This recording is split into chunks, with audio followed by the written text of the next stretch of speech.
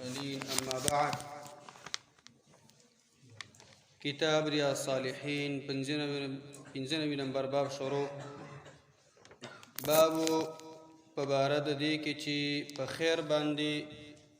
زیره ورکول او مبارکي ورکول د سنت عمل دی.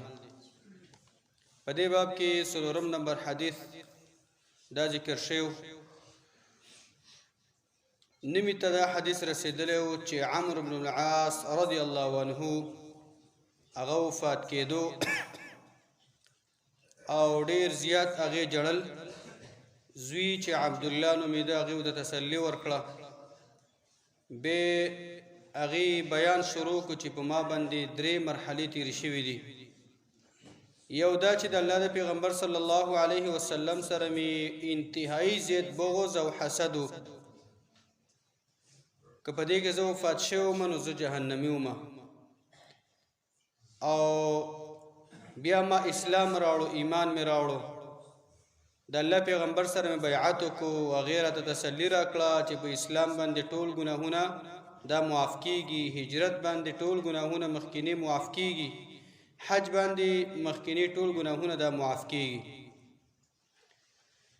دویمه مرحله دا ده چې وما كان احد احب الی من رسول الله صلی الله علیه وسلم.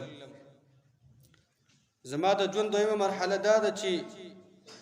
د الله پیغمبر صلی الله علیه وسلم نه ماته هیڅ څوک خوښ دا نه و. د الله د پیغمبر صلی الله علیه وسلم سره مې انتهایی زیات محبت په ټولو انسانانو کې. ولا اجل فی عینی منه، او نه زما په سترګو کې ډیر زیات د عزت والا انسانو د الله د پیغمبر نه. وما كنت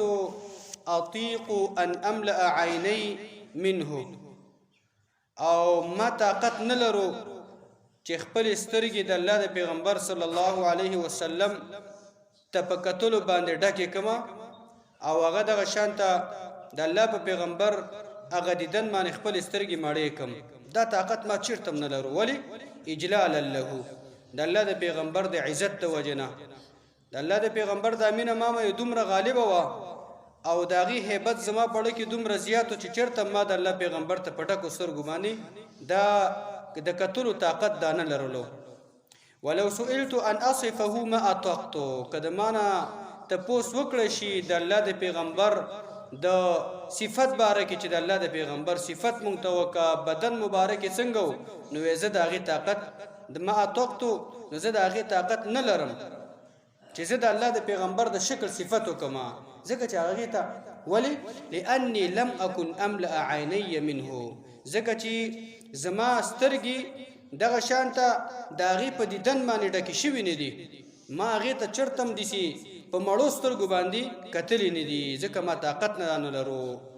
ولو مت على تلك الحال، نو که چېرته زه په دغې حالت باندې وفات شوی وم لرجوت ان اكون من اهل الجنه، نو ما دا ګمان لرلو او زما دا امید و چې زه به جنتي ما، ځکه چې داسې یو حالت او د ایمان داسې اندازه وي د انسان په زړه باندې. دریم حالت زما د ژوند ویدا دی. ثم ولينا اشیاء ما ادري ما حالي فيها، بیا مونږ ته د ځینې شیانو هغه ذموارۍ نه وسپارلی شوي، حکومتي سطحه باندې ولایتونه راته وسپارلی شو، نو ما ته پته نه لګي چې زما حال به په دې کې څنګه وي. یعنې دا چې دی تقریبا چې 10 کاله او 3 میاشتې دي دغه شانته د مصر ولایت کړی دی. تقریبا 4 کاله د عمر زموږ په دور کې او 4 کاله د عثمان زموږ په دور کې او 2 کاله او 3 میاشتې دا د معاویه زموږ په دور کې دی دا د مصر خلافت کړی دی او مشري کړی ده او ولایت کړی دی. عجیب انسان دا تیر شوی دی، مجاهد او د الله عبادت گزار انسان. نو دریم حالت ودا ده چې مونږ ته ذموارۍ د حکومتونو په سیاسي لیول سره وسپارلی شوي، نو ما ته پته نه لګي چې زما حال به په دې کې څنګه دی، که دا قسمه قسم حالات دا په دې کې راتلی شي. فاذا انا مت، نو اوس زه تاسو وصیت کوم، فاذا انا مت، نو کله چې زه مړ شوم فلا تصحبني نائحه، نو په ما باندې به جړاګانې نه کوئ، په ما باندې به جړاګانې دا به نه کوئ. ولا نار، نه به را سره قبر ته تک په حالت کې اور ملګری کوئ. علما ذکر کې دا اور وې ځکه یاد کو وې دا د ښایسته فال د وجې نه اور مور را سره وایي درې ته مه وړئ په دې خاطر باندې چې دغه شان ته زما الله تعالی نجات د اور نه راکړي موږ د اور نه نجات غواړو او فاذا دفنتموني او کله چې زه تاسو په قبر کې ښخ کړم نو فشنوا علی التراب شنه نو زما په دې قبر باندې به خلک خاورې وشیندئ ثم اقیموا حول قبري او بیا زما په دې قبر باندې ودرېږئ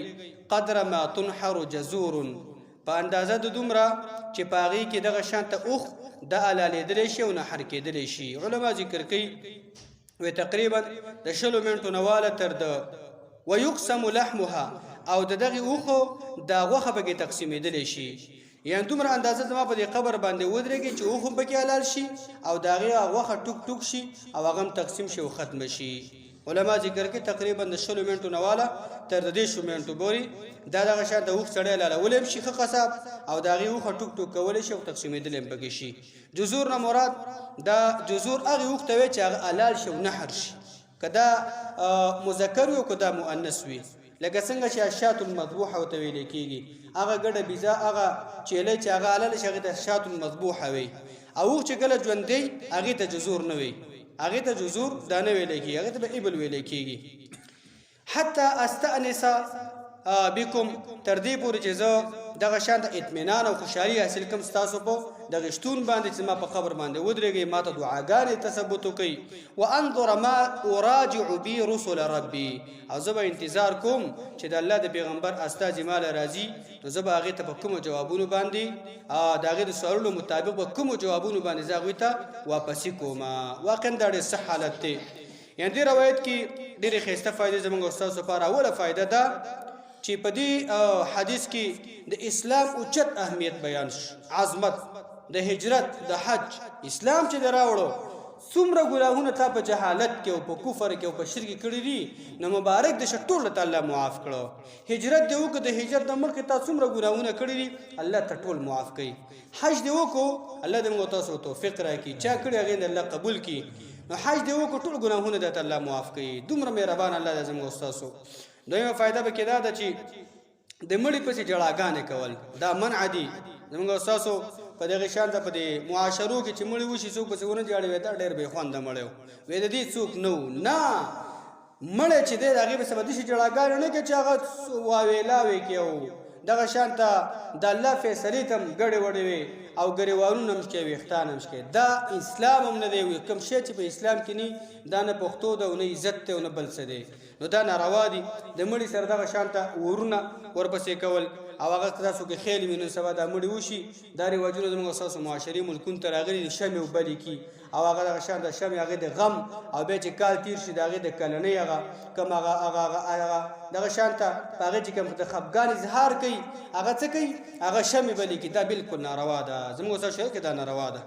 بله فایده به کې دا ده صحابه کرامو هیبت ته وګوره او د هغوی عزت ته وګوره چې نبي صلی الله علیه وسلم د څومره عزت کوو ایوې